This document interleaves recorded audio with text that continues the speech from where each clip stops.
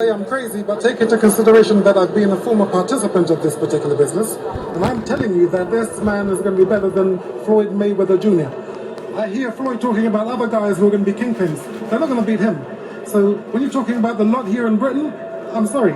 You know, the referees are going to have to actually be very careful and actually keep an eye on them because they are in danger. That's my view. My humble view. Well, Liam Smith, for example, has had the same number of fights. He's defended his British title twice already. That's in a different way, but I'm just a sense of perspective. There's no perspective. He's going to change the game. In my view, he's going to change the game. Yeah, I guess you all hear that. That was Chris Eubank Sr. speaking a couple of years ago about his son, Chris Eubank Jr. Upon hearing stuff like this, I want to assess or give my humble opinion on Chris Eubank's career. Has he been a hype job or he is a real deal? Hence this video. I'm Med and this is Africa's first choice online sports portal. Jr. came across to me when he was about to fight Billy Joe for the British title on the undercard of Tyson Fury versus Chisora 2. They both spoke well, they gave enthusiasm to that card, and I really liked their energy, and I knew that British boxing is not lost of talent, and Chris Eubank Jr., being the son of a former boxer, has a greater opportunity to be guided to the upper echelon of boxing than Billy Joe. So I knew Chris Eubank had a chance of getting there faster and proper than Billy Joe. Billy Joe may go ahead and win and win the fight, but with the background, when you have the right background and you put in the right attitude, you have the chance of getting to the top. You'd argue that not all boxers' children have gotten to the top. Yes, Julio Chavez Jr. and Shane Mosley Jr. are two typical examples. But this guy came across as very, very disciplined and wanting to get to the top. The way he spoke, the attitude, come on. I was like, this guy is good for boxing. And since then, this guy has been cloud chasing. Chris Eubank Jr. is cloud chasing. And now it has become so obvious that he can't do anything about it. Promoters will try to sell copper to you as gold, but I think Chris Eubank Jr. is a copper sprinkled with gold, and he hasn't lived up to expectation. Yes, he lost to Billy Joe Saunders. Billy Joe Saunders promised him a world title shot when he wins, but Billy Joe Saunders hasn't granted him that. You can't blame Billy Joe Saunders, but as a man, you have to work for what you want. He hasn't faced any A-listed fighters since the Billy Joe Saunders fight, whom I think they were at the same level. Ever since then, the other person he has stepped up to, which I think Chris was a step below, was George Groves. And besides Billy Joe, George Groves, in which he lost both fights, he hasn't stepped up. Yes, he fought James DeGill, who was an Olympic gold medalist, I think 2008 Olympics. But the James DeGill he fought wasn't the James DeGill we knew.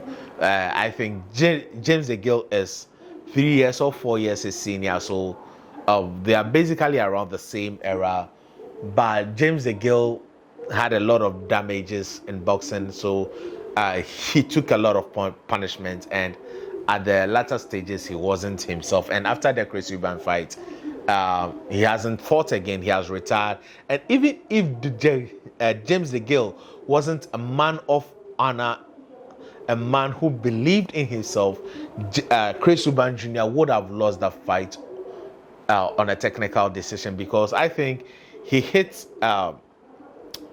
James DeGill while he was down, and that was a candidate for disqualification if James DeGill wasn't an honorable person and stood on his feet and continued.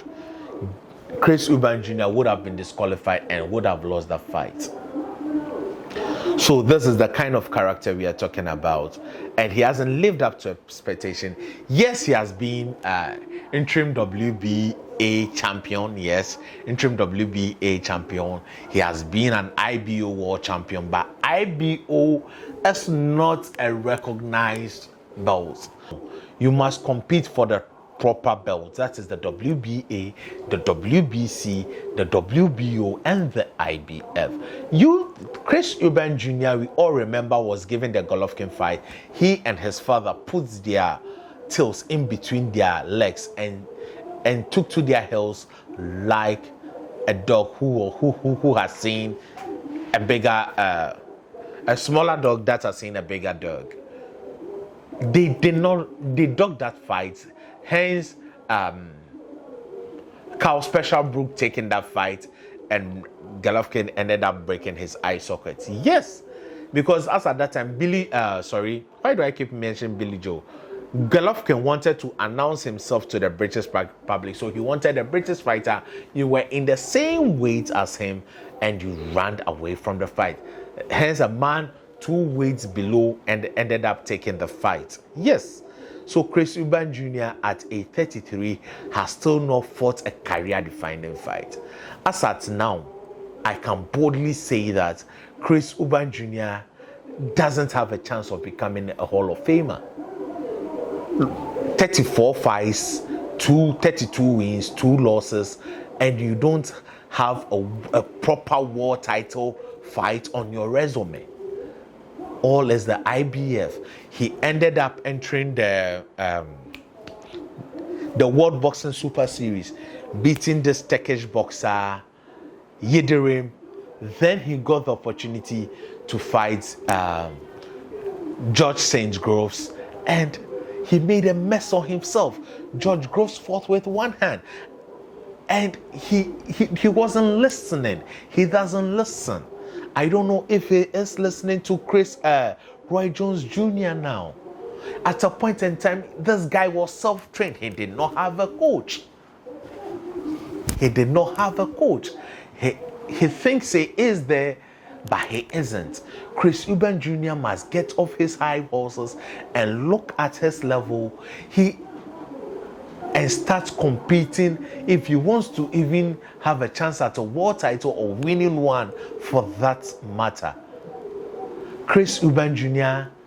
even at a point in time went to sign with Al Heyman, his father stating that Al Heyman is the best promoter. But look at it, they ended up, I think they just did one fight under Al Heyman and they left there. Chris Eubank Jr. was one time appointed as the more active fighter in the world. He was fighting 3 times a year. That is Chris Eubank Jr. Chris Eubank Jr. was fighting 3 times a year. Yeah, but look at him now. It's sad that Chris Eubank Jr. is at this level. He is scheduled to fight Liam Smith. He is the bigger man of the two, so he should win this fight. This is a must-win fight for him, because this fight propels him to the top, because Liam Smith is a former world champion. He comes with a lot of credibility. So this is Chris Eubank Jr.'s chance to put in his name there with the Charlos, with the Golovkin, Mayogas. These are fights Chris Eubank Jr. must take. The Mayoga fights like this puts him back in contention for a world title, or gives him an opportunity to fight for a world title. Yeah. So Chris Eubank Jr. must get off the high horses, humble himself. He is not an A-listed fighter, and train. Chris Eubank Jr. does not have the killer instinct. Look at the Liam Williams fight. He could not finish him off. They went 12 rounds. I don't know why. Too sure. But just look at, he wanted to fight Canon Ben. This is not a legacy-defining fight. It is a career, it's a money-making fight. But how would you drain yourself coming to 157 just to make the money? Yeah, it's dangerous. Your father was against this fight so vehemently, and Canon Ben ended up failing 2 drug tests, which I don't blame you for. But those are not legacy defining fight. You, Chris Eubank Jr., has been calling out Jake Paul. How? Why would you call out Jake Paul? You're a boxer with 34 fights on your resume. Why would you be calling out a YouTuber? Someone you want to... Oh, he's cashing out. Chris Eubank Jr. is cashing out. That is why he is not fighting the best fighters. He is fighting the best available cash-making fight. Then he goes to retirement. 33 years. He is cashing out. He is cashing out. Yes, that is the whole story. Chris Eubank Jr. is cashing out. That is why he is not yearning. How can Chris Eubank Jr. want to fight Jake Paul now? Jake Paul. Chris Eubank Jr., a boxer with 34 fights on your resume, call out Jake Paul. That does not make boxing sense besides monetary. You have not been a world champion before, so that is what you should be seeking. Yes, make money along, but not go down the level. This is my take. I think Chris Eubank Jr. has been a big high job, and he hasn't lived up to expectation. He has about 2 more years in his prime.